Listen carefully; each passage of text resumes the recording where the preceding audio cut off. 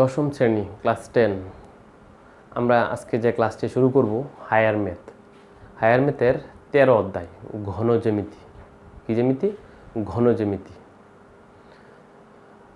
বস্তু বলতে ঘনবস্তু যে বস্তুর দৈর্ঘ্য প্রস্থ উচ্চতা আছে তাকে বলে ঘনবস্তু। ঘনবস্তুর পৃষ্ঠগুলো যদি এরকম আয়তাকার হয়, প্রত্যেকটা পৃষ্ঠ এরকম আয়তাকার ঘনবস্তুর 6টা পৃষ্ঠ, কয়টা পৃষ্ঠ? 6টা পৃষ্ঠ। পৃষ্ঠগুলো যদি আয়তাকার হয় এটাকে বলে আয়তাকার ঘনবস্তু। এরূপ আয়তাকার ঘনবস্তুর 6টি পৃষ্ঠ, প্রত্যেকটা 6টি পৃষ্ঠ যেহেতু 6টি তল, একই কথা, প্রতিটি পৃষ্ঠ এক একটি তল, আর 12টি ধার। তার মানে দুটি পৃষ্ঠ বা দুটি তল যেখানে মিলিত হয় তাকে ধার বলে। এই যে একটা তল, এই যে একটা তল, এখানে মিলছে, এই যে একটা ধার বা কিনারা। এই যে একটা পৃষ্ঠ, এই যে একটা পৃষ্ঠ মিলছে, এখানে একটা ধার। 1 2 3 4 5 6 7 8 9 10 11 12, এভাবে এরকম আয়তাকার ঘনবস্তুর 12টি ধার। ইট বই এগুলো আয়তাকার ঘনবস্তু। এঁটেল মাটির একটি খণ্ড, এঁটেল মাটির এক টুকরা এঁটেল মাটি, সেটাও একটা ঘনবস্তু। ফুটবল ঘনবস্তু। এঁটেল মাটির যে খণ্ডটা সেটা হয়তো আয়তাকার ঘনবস্তু না, কিন্তু ঘনবস্তু, যার দৈর্ঘ্য আছে, প্রস্থ আছে, উচ্চতা আছে, সেই ঘনবস্তু। আর জ্যামিতির যে অংশে এই ঘনবস্তু নিয়ে আলোচনা করা হয় সেই অংশটাই ঘন জ্যামিতি। ঘন জ্যামিতি। আমরা এখানে প্রথমে পড়লাম আয়তাকার ঘনবস্তু। যে আয়তাকার ঘনবস্তুর দৈর্ঘ্য, পৃষ্ঠ, প্রস্থ, উচ্চতা এবং ধার, এই 4টা জিনিসই সমান, তাকে বলে ঘনক। লুডো খেলি না, লুডো খেলার ছক্কাটা, ওই যে গুড়িটা আমরা চালি, ওটা হলো একটা ঘনক। এটা ঘনক। এর দৈর্ঘ্য যত, প্রস্থ তত, উচ্চতাও তত, ধারও তত, ঘনক। গণকের প্রতিটি পৃষ্ঠ এক একটি বর্গাকার। গণকের পৃষ্ঠ, এটা একটা বর্গক্ষেত্র, এটা একটা বর্গক্ষেত্র, এটা একটা, প্রত্যেকটা পৃষ্ঠ এক একটি বর্গক্ষেত্র। এই কারণেই ঘনকের যদি কর্ণ বের করি, ঘনকের কর্ণ সেটা ঘনকের মাঝ বরাবর যাবে, সেটা হলো √3a। সেটা কি? √3a। আর যদি ঘনকের পৃষ্ঠের কর্ণ বের করি, √2a। ওই যে ঘনকের পৃষ্ঠ যে কথা, বর্গের কর্ণ একই কথা। মানে ঘনকের পৃষ্ঠ তো একটি বর্গাকার, এই কারণে ঘনকের পৃষ্ঠের কর্ণ √2a, কোনো বর্গক্ষেত্রের কর্ণ √2a। ক্লিয়ার? আমরা দুই প্রকার ঘনবস্তু সম্পর্কে জানলাম। আয়তাকার ঘনবস্তু ছবি আঁকলে একটু এভাবে, আয়তাকার ঘনবস্তু। দৈর্ঘ্য a, প্রস্থ b, উচ্চতা c যদি হয়, তাহলে সম্পূর্ণ পৃষ্ঠের ক্ষেত্রফল 2 × ab + bc + ca।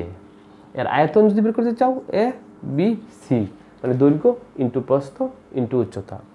এর যদি কর্ণ বের করতে চাই, √a² + b² + c²। আমরা যেটা ঘনক নিয়ে কথা বলছিলাম, ঘনক, এটা ঘনক হয়, এটা হলো একটা ঘনক। এটা কি একটা ঘনক? ঘনকের দৈর্ঘ্য, প্রস্থ, উচ্চতা, ধার সবই ধরলাম a, সবই কি a। তা সম্পূর্ণ পৃষ্ঠের ক্ষেত্রফল 6a²।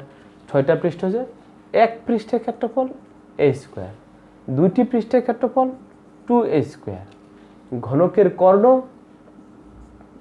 √3a, ঘনকের পৃষ্ঠের কর্ণ √2a, পৃষ্ঠের কর্ণ √2a, আর ঘনকের আয়তন a³, মানে দৈর্ঘ্য a, প্রস্থ a, উচ্চতাও a, 3টা a গুণ করলে a³। ক্লিয়ার? এই আমরা দুই প্রকার ঘনবস্তু সম্পর্কে জানলাম। এটা আয়তাকার ঘনবস্তুর নিয়মগুলো, আর এটা ঘনক, তার এই নিয়মগুলো মুছে ফেললাম। এখন যে ঘনবস্তুটা নিয়ে কথা বলবো সেটা একটু ভিন্ন প্রকৃতির, সেটা তোমরা আগে আলোচনা করো নাই, আগে হয়তো পড়ো নাই।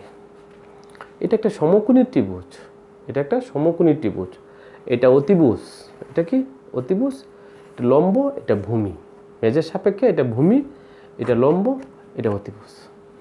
লম্বটাকে স্থির রেখে এইভাবে ঘোরালে, এভাবে কি করলে, এইভাবে ঘোরালে, এখানে তো নাই, বস্তুটা এখানে নাই, লম্বটাকে এভাবে স্থির রেখে এইভাবে ঘুরালে এরকম বস্তু উৎপন্ন হবে, এরকম বস্তু উৎপন্ন হবে, এরকম আকারে জায়গা দখল করবে, এরকম আকারে জায়গা দখল করবে।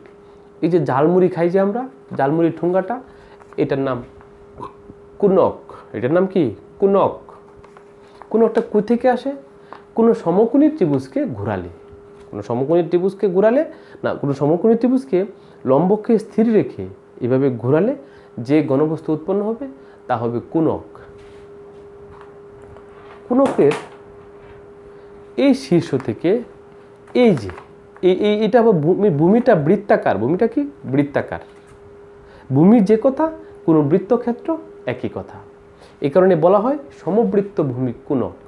এখান থেকে এই মাছ বরাবর যদি থাকে, এই মাছ বরাবর, এটা বলে কুনকের উচ্চতা, কুনকের উচ্চতা, এই মাছ বরাবর থাকলে এটাকে বলা হয় কুনকের কি উচ্চতা। মাছ বরাবর যদি থাকে এটাকে বলা হবে কুনকের উচ্চতা, মাছ বরাবর উচ্চতা। মাছ বরাবর যদি উচ্চতা হয়, একটু খেয়াল করো, মাছ বরাবর উচ্চতা হয়, তো এইটাকে বলা হয় কুনকের হেলানো তলের দৈর্ঘ্য, এটাকে বলা হয় কুনকের হেলানো তলের দৈর্ঘ্য। আর এই মাছ বরাবর যেটা আছে এটা কুনকের উচ্চতা, আর এটা ভূমিটা কি বৃত্তাকার, ভূমিটা কি বৃত্তাকার, আর এইটা কুনকের হেলানো তলের দৈর্ঘ্য, কুনকের হেলানো তলের দৈর্ঘ্য। যে সমকোণী ত্রিভুজকে ঘুরিয়ে আমরা কুনক তৈরি করব, এই সমকোণী ত্রিভুজের এই লম্বটাই হবে এই কুনকের উচ্চতা, এই ভূমিটাই হবে এই কুনকের ভূমির ব্যাসার্ধ, এই অতিভুজটা হবে কুনকের হেলানো তলের দৈর্ঘ্য। যে সমকোণী ত্রিভুজকে আমরা ঘোরাবো তার লম্বটাই হবে কুনকের উচ্চতা, মাছ বরাবর থাকবে, আর এর অতিভুজটা হবে এই কুনকের হেলানো তলের দৈর্ঘ্য, আর এটা ভূমিটা হবে এই কুনকের ভূমির ব্যাসার্ধ, ভূমির ব্যাসার্ধ। আমরা যদি একটা কুনকের চিত্র আঁকি বোর্ডে তাহলে এরকম হবে, তাহলে কি হবে, কুনকের যে একটা চিত্র আঁকি এরকম হবে চিত্রটা, এই তো, এই আমরা যদি একটা কুনকের চিত্র আঁকি এরকম, এটা হলো আর, এটা হলো এস, এটা হলো এল, হেলানো তলের দৈর্ঘ্য। আমরা যেটা কুনকের চিত্র আঁকি ওইটা হলো শীর্ষ, এটা হলো কি শীর্ষ, আর নিচের ভূমিটা বৃত্তাকার, ভূমিটা কি বৃত্তাকার, ওই ভূমির ব্যাসার্ধ ধরলাম আর, ওই কুনকের উচ্চতা যেটা মাছ বরাবর আছে এইচ, আর হেলানো তলের দৈর্ঘ্য এই তেরাটা সেটা হলো দিলাম এল। তাই ভূমির ক্ষেত্রফল আর কোনো বৃত্তের ক্ষেত্রফল একই কথা। কুনকের ভূমির ক্ষেত্রফল, কুনকের ভূমির ক্ষেত্রফল বলো, কুনকের ভূমির ক্ষেত্রফল পাই আর স্কোয়ার। কুনকের ভূমির ক্ষেত্রফল কত হবে? পাই আর স্কোয়ার। ওই যে ভূমির ক্ষেত্রফল যে কথা, বৃত্তের ক্ষেত্রফল একই কথা। আর একটা জিনিস বলতে ভুলে গেছি, এই যে পৃষ্ঠটা এটাকে বলে কুনকের বক্রতল, এই যে পৃষ্ঠটা এটা কুনকের বক্রতল, এই পৃষ্ঠটা আর তলাটা, এই পৃষ্ঠটা আর কি তলাটা এটাকে বলে সমগ্রতল। শুধু এই যে এটা যদি দেখো এটাকে বলে বক্রতল, এটা আর এই তলাটা নিলে সমগ্রতল, এটার তলা নিলে কি সমগ্রতল। হেলানো দৈর্ঘ্য, হেলানো দৈর্ঘ্য L equal to root over AC square plus r square. ওই যে পিথাগোরাসের উপপাদ্য প্রয়োগ করলে L equal to root over AC square plus r square. আর যদি কুনকের বক্রতল নিতে চাও, বক্রতলের ক্ষেত্রফল, কুনকের বক্রতলের ক্ষেত্রফল পাই আর এল। সূত্রগুলোর প্রমাণ আছে, পরে প্রয়োজনে আমি দেখাবো। বক্রতলের ক্ষেত্রফল পাই আর এল, সমগ্রতলের বলো, সমগ্রতলের ক্ষেত্রফল পাই আর ইন্টু এল প্লাস আর। সমগ্রতলের ক্ষেত্রফল পাই আর ইন্টু এল প্লাস আর। আর কুনকের আয়তন 1/3 পাই আর স্কোয়ার এইচ। কুনক সম্পর্কিত এই 5টা জিনিস, কয়টা জিনিস? 5টা জিনিস। কোনকের ভূমির ক্ষেত্রফল পায়ের স্কোয়ার, ভূমি যে বৃত্তাকার, কোনকের হেলানো দৈর্ঘ্য L = √/AC² + R², কোনকের বক্রতলের ক্ষেত্রফল পাই আর L, কোনকের সমগ্রতলের ক্ষেত্রফল পাই R × L + R, কোনকের আয়তন 1/3 পাই R² is 1/3 pi R² is। গোলক, পরে হলো গোলক। গোলক ইংরেজি বলে স্ফিয়ার, গোলক একটি অর্ধবৃত্তের ব্যাসকে স্থির রেখে, অর্ধবৃত্তের ব্যাসকে স্থির রেখে, অর্ধবৃত্তের ব্যাসকে কি রেখে? স্থির রেখে একবার ঘুরালে, অর্ধবৃত্তের ব্যাসকে স্থির রেখে একবার ঘুরালে যে ঘনবস্তু উৎপন্ন হবে তা হবে গোলক। তা হবে কি? গোলক। গোলকের যে বৈশিষ্ট্য, বৃত্তের সেম একই বৈশিষ্ট্য, বৃত্তের সেম একই বৈশিষ্ট্য। পার্থক্য হলো শুধু গোলক হলো ঘনবস্তু বা বস্তু, আর বৃত্ত কোনো বস্তু নয়। বৃত্ত শুধু খাতায় আঁকা হয়, একটা ছবি বা চিত্র। বৃত্ত হলো একটা ছবি বা চিত্র, আর গোলক একটা বস্তু। গোলক একটা কি? বস্তু।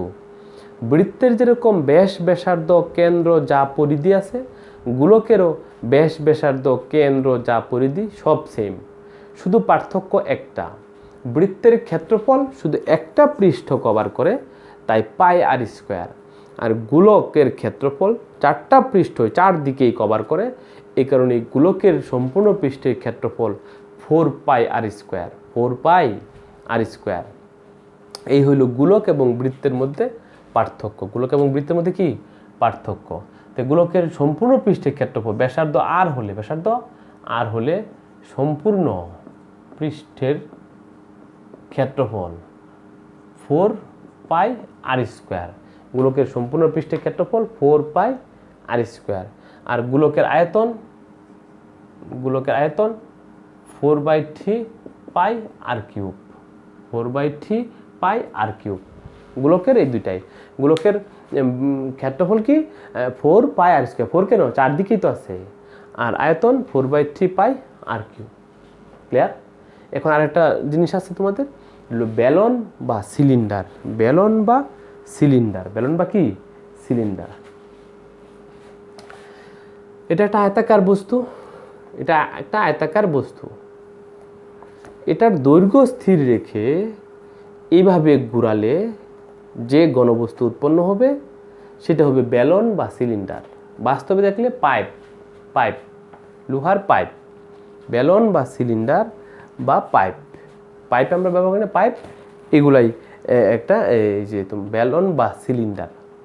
আর একটা কথা বলি, বেলন, সিলিন্ডার বা গোলক এইসব ক্ষেত্রে ভিতরে যদি ভর্তি থাকে, কোনো ফাঁকা না থাকে, সেগুলোকে বলে নিরেট। যেমন ফুটবল, এটাকে বলে ফাঁপা গোলক, ফুটবলকে বলে ফাঁপা গোলক। আর আমরা অনেক সময় স্কুলে খেলি না গোলক নিক্ষেপ, ওটাকে বলে নিরেট গোলক। ওটা কি বলে? নিরেট গোলক। লোহার পাইপ, এটা হলো ফাঁপা গোলক।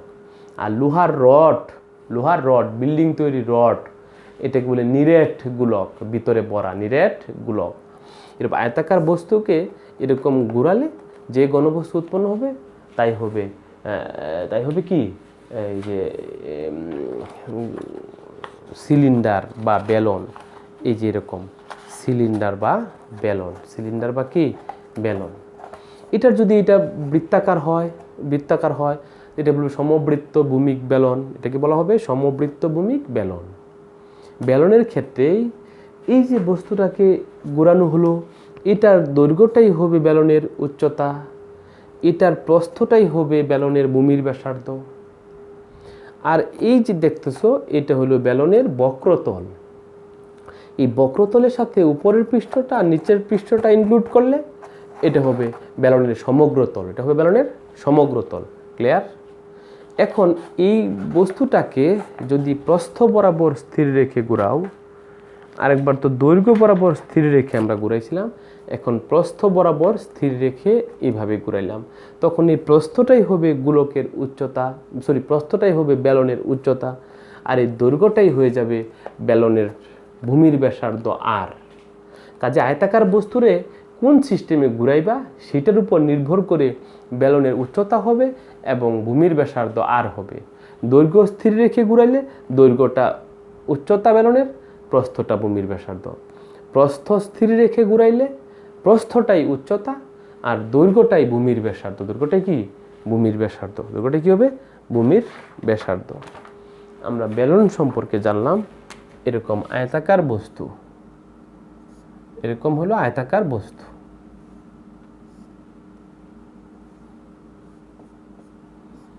এটাকে ঘোরালে কি হবে? এরকম বেলন হবে।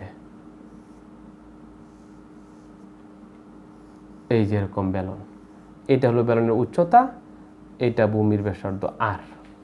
এই আয়তাকার বস্তুকে ঘুরিয়ে এরকম বেলন পাইলাম, এর উচ্চতা পাইলাম এস, ভূমির ব্যাসার্ধ আর। বেলনের সমগ্রতল বক্রতল চিনছি, তাহলে ভূমির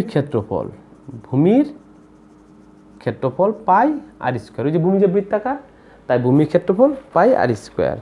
আমরা যদি বেলনের বক্রতল নিতে চাই, বক্রতলের ক্ষেত্রফল 2 পাই আর এস। বক্রতলের ক্ষেত্রফল নিতে হলে 2 পাই আর এস। আমরা যদি সমগ্রতলের ক্ষেত্রফল নিই, সমগ্রতলের ক্ষেত্রফল 2 পাই আর ইন্টু আর প্লাস এস, 2 পাই আর ইন্টু আর প্লাস এস। আমরা যদি আয়তন নিই, আয়তন হইল পাই আর স্কোয়ার এস। এই যে সূত্রগুলো লিখলাম সবগুলি মুখস্থ পারতে হবে। পরীক্ষায় ভুলে গেলে কে তোমাকে মনে করে দিবে? সূত্র পারলে অঙ্কগুলি একবারে সহজ। সূত্রগুলি পারবা, পাশাপাশি একটু বুঝে বুঝে। এইগুলি হলো বেলন সম্পর্কিত। এগুলো কি? বেলন সম্পর্কিত। ওকে, মনে রাখবা। প্রথমে আমি বলছিলাম ঘনবস্তু, ওখানে একটু কথা বাকি ছিল। ঘনবস্তুর দৈর্ঘ্য, প্রস্থ, উচ্চতাকে এক একটি মাত্রা বলে। বিন্দু যার দৈর্ঘ্য নেই, প্রস্থ নেই, উচ্চতা নেই, বিন্দুকে বলে শূন্য মাত্রিক। রেখা, এর শুধুই দৈর্ঘ্য আছে, প্রস্থ নেই, উচ্চতা নেই, এই কারণে রেখা একমাত্রিক। মেঝে বা এই বোর্ডটা কোনো পৃষ্ঠ, এই পৃষ্ঠের দৈর্ঘ্য আছে, প্রস্থ আছে। পৃষ্ঠে কি আছে? দৈর্ঘ্য আছে, প্রস্থ আছে। পৃষ্ঠ বা তল দ্বিমাত্রিক। আমরা যদি বই নেই, ইট বা বই, এর দৈর্ঘ্য আছে, প্রস্থ আছে, উচ্চতা আছে। এটা ত্রিমাত্রিক। এটা কি মাত্রিক? ত্রিমাত্রিক। এই চ্যাপ্টারে আরও কিছু সংজ্ঞামূলক আমাদের আছে, এইগুলো আমাদের পড়তে হবে। কোন বস্তুটা কত মাত্রিক আমরা জানলাম। বইয়ে দুটো অঙ্ক আছে 7, 8, ওই দুটা নিজেরা পাবা। বইয়ে দুটো অঙ্ক আছে, কত? 7 এবং 8, ওই দুটা পাবা। এখন দেখো 9 নম্বর অঙ্ক। একটা আয়তাকার ঘনবস্তুর দৈর্ঘ্য 5, প্রস্থ 4, উচ্চতা 3।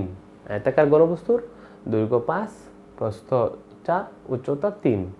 এই ঘনবস্তুর কর্ণ আমি বের করতেছি, কি আমি বলবো? কর্ণ √5 square plus 4 square plus 3 square equal to √50। আয়তাকার ঘনবস্তুর কর্ণ পাইলাম। প্রশ্নে বলছে এই আয়তাকার ঘনবস্তুর কর্ণের সমান ধার বিশিষ্ট কোনো ঘনকের সম্পূর্ণ পৃষ্ঠের ক্ষেত্রফল বের করো। প্রশ্ন আবার শোনো।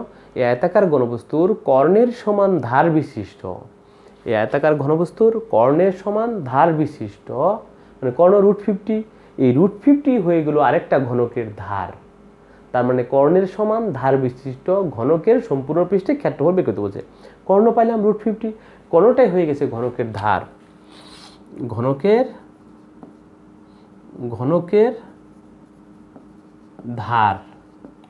ধার a ইকুয়াল টু √50। তো ঘনকের সম্পূর্ণ পৃষ্ঠের ক্ষেত্রফল, 6a স্কোয়ার। ঘনকের সম্পূর্ণ পৃষ্ঠের ক্ষেত্রফল সূত্র কি? 6a square. 6 ইন্টু a মানে √50 হোল স্কোয়ার, হিসাব করলে 300। হিসাব করলে কত? 300। ক্লিয়ার? প্রশ্নটা ছিল আয়তাকার ঘনবস্তুর কর্ণের সমান ধার বিশিষ্ট। এই কারণে আগে কর্ণ বের করছি। কর্ণের সমান যে ধার, সেটাই হয়ে গেছে এই ঘনকের ধার। পরে ঘনকের সম্পূর্ণ পৃষ্ঠের ক্ষেত্রফল 6a স্কোয়ার। 6 কি? a square. 10 নাম্বার। এখন আমরা 10 নাম্বার। 70 জন ছাত্রের জন্য একটি হোস্টেল নির্মাণ করতে হবে। 70 জন ছাত্রের জন্য কি নির্মাণ করতে হবে? একটি হোস্টেল নির্মাণ করতে হবে।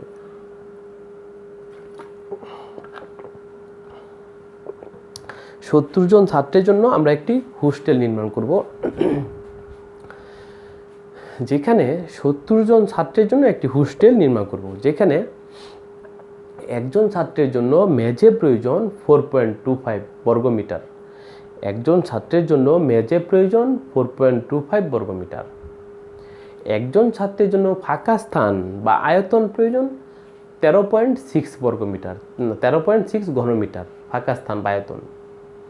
আর ওই ঘরের দৈর্ঘ্য 34 মিটার লম্বা, ঘরের দৈর্ঘ্য 34 মিটার লম্বা।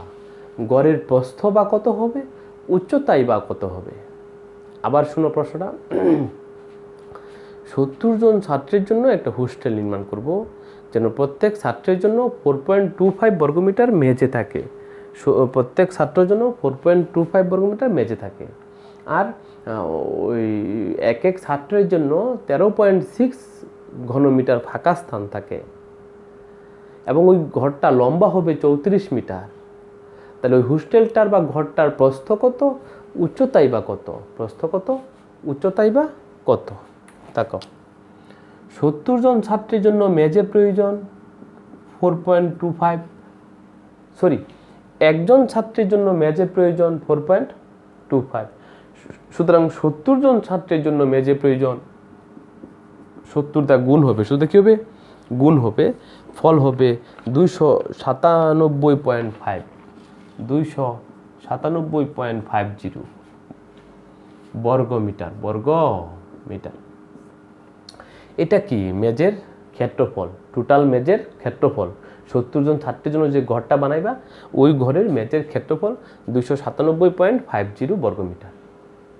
এই ক্ষেত্রফলে কি কি আছে? দৈর্ঘ্য আর প্রস্থ, দৈর্ঘ্য আর প্রস্থ। এটাকে দৈর্ঘ্য দ্বারা ভাগ করলে প্রস্থ বের হয়ে যাবে। প্রস্থ সমান 297.50 ভাগ 34, কত? ভাগ করলে ফল হবে 8.75, 8.75 বর্গমিটার, না মিটার, শুধু মিটার, প্রস্থ তো 8.75 মিটার। ক্লিয়ার? একজন ছাত্রের জন্য শূন্যস্থান প্রয়োজন 13.6 ঘনমিটার। একজন ছাত্রের জন্য শূন্যস্থান প্রয়োজন 13.6 ঘনমিটার। সুতরাং 70 জন ছাত্রের জন্য শূন্যস্থান প্রয়োজন 70 দ্বারা গুণ হবে, ফল হবে 952 ঘনমিটার, 952 ঘনমিটার। ঘনমিটার মানে কয়টা মিটার? 3টা মিটার, দৈর্ঘ্য, প্রস্থ, উচ্চতা। 952কে এই যে ক্ষেত্রফল, দৈর্ঘ্য, প্রস্থ দ্বারা যদি ভাগ করি, ভাগ করি, আমরা পাবো গড়ের উচ্চতা, করে উচ্চতা 952 হলো দৈর্ঘ্য, প্রস্থ, উচ্চতা, 3টা জিনিস মিলে। এটাকে যদি এই 297.50 মানে দৈর্ঘ্য প্রস্থের গুণফল ক্ষেত্রফল দ্বারা ভাগ করি, আমরা উচ্চতা পাবো। ক্লিয়ার? এই হলো আমাদের 10 নম্বর অঙ্ক। এখন দেখো 11 নম্বর অঙ্ক। কত নম্বর? 11 নম্বর। 11 নম্বর। একটা কোণক আছে এই সেরকম, কোণকের উচ্চতা আছে S, S equal to 8, S equal to 8। কোণকের ভূমির ব্যাসার্ধ আছে আর ইকুয়াল টু 6। একটা কোণকের উচ্চতা দেওয়া আছে এস ইকুয়াল টু 8 আর ভূমির ব্যাসার্ধ r equal to 6, r equal to 6। কী বের করতে হবে আমি বলতেছি।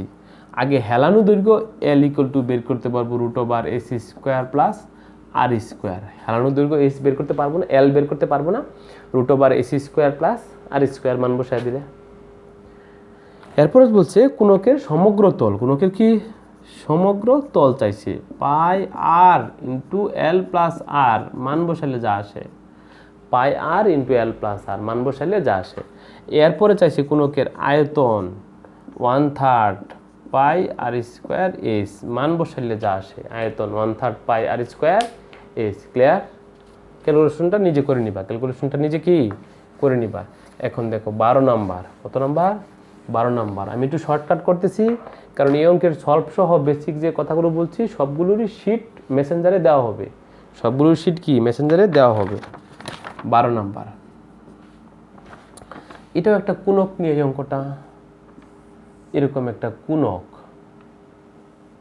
এই কোণক নিয়ে অঙ্কটা। উচ্চতা এস, কোণকের উচ্চতা এস ইকুয়াল টু কত? 24। ভূমির ব্যাসার্ধ ধরলাম আর, আর এই কোণকের আয়তন দেওয়া আছে 1232, 32 ঘনমিটার না সেন্টিমিটার যাই আছে। একটা কোণক, এর উচ্চতা এস ইকুয়াল টু 24, এর ভূমির ব্যাসার্ধ ধরলাম আর, এর আয়তন 1232 ঘনমিটার। তো কোণকের আয়তনের সূত্র কি? 1/3 পাই আর স্কোয়ার এস ইকুয়াল টু 1232। কোণকের আয়তনের সূত্র 1/3 পাই আর স্কোয়ার এস ইকুয়াল টু 1232। আমাদের আছে 1/3 ইন্টু পায়ের মান 3.1416 আর স্কোয়ার ইন্টু এস মানে 24 ইকুয়াল টু 1232। এখান থেকে আমি কাজ করে আর বের করতে পারবো না? ওকে, আর বের করতে পারবো। পরের প্রশ্নে চাইছে কোণকের হেলানো উচ্চতা। কোণকের হেলানো উচ্চতা L equal to root over AC square plus r square. যে আর এর মানটা এখানে বসাবো আর এস এর মান 24 বসাবো। ক্লিয়ার? এখন দেখো 13 নম্বর মুছে ফেললাম। 13 নম্বর 5 3.5 3.5 একটা সমকোণী ত্রিভুজ। 13 নম্বর আমি দেখাচ্ছি একটা সমকোণী ত্রিভুজ। 13 নম্বর একটা সমকোণী ত্রিভুজ যার লম্ব আছে 5 আর ভূমি আছে 3.5। বলছে এই সমকোণী ত্রিভুজকে ঘুরালে যে ঘনবস্তু উৎপন্ন হবে তার আয়তন কত? বলতে হবে এই সমকোণী ত্রিভুজকে ঘুরালে যে ঘনবস্তু উৎপন্ন হবে তা হবে কোণক। তা হবে কি? কোণক। এই কোণকের উচ্চতা এইচ হবে 5, এই কোণকের ভূমির ব্যাসার্ধ আর হবে 3.5, এই কোণকের আয়তন 1/3 পাই আর স্কোয়ার এইচ, 1/3 পাই আর স্কোয়ার এইচ। ক্লিয়ার? পরের প্রশ্ন দেওয়া আছে 14 নম্বর। একটি গোলকের ব্যাসার্ধ আর ইকুয়াল টু 6, গোলকের ব্যাসার্ধ আর ইকুয়াল টু 6, পরে গোলকের সম্পূর্ণ পৃষ্ঠের ক্ষেত্রফল 4 পাই আর স্কোয়ার, গোলকের আয়তন 4/3 পাই আর কিউব। আসবে না মান বসাইলে? একটা গোলকের ব্যাসার্ধ আর ইকুয়াল টু 6, সম্পূর্ণ পৃষ্ঠের ক্ষেত্রফল 4 পাই আর স্কোয়ার, গোলকের আয়তন 4/3 পাই আর কিউব। সেখানে আর এর মান বসাই দিলে আসবে। সবগুলো চ্যাপ্টারই অধ্যায় আমাদের ভালো করে করতে হবে, কারণ সৃজনশীল প্রশ্ন। একটা সময় প্রশ্ন হয়তো শুধু বইয়ের চ্যাপ্টার ভিত্তিক, এখন এই চ্যাপ্টার থেকে ওই চ্যাপ্টার মিলায়া, ওই চ্যাপ্টার থেকে ওই চ্যাপ্টার মিলায়া প্রশ্ন হয়। ক পারলে খ পাবা না, খ না পারলে গ পাবা না, গ পাইলে অনেক সময় খ পাবা না। এই কারণে সবগুলো অধ্যায়ের প্রস্তুতি থাকতে হবে 100% মার্কস পেতে হলে। ওকে, ক্লিয়ার? এই যে লিখো সবাই, এই যে লিখো, HW লিখো, খাতা লিখো। EX 13, EX কত? 13, হায়ার ম্যাথ অধ্যায় 13 এর HWটা হলো হায়ার ম্যাথ অধ্যায় 13 এর 7 থেকে 13 নম্বর পর্যন্ত বা 14 নম্বর করা যাবে। 7 থেকে 13 কেন 14 করা যাবে, 7 থেকে 14। ক্লিয়ার? এই হলো আমাদের ঘনজ্যামিতি 13 অধ্যায়ের একটা ক্লাস। এভাবে 3টা ক্লাস আনুমানিক লাগবে। ওকে, থ্যাংক ইউ ভেরি মাচ।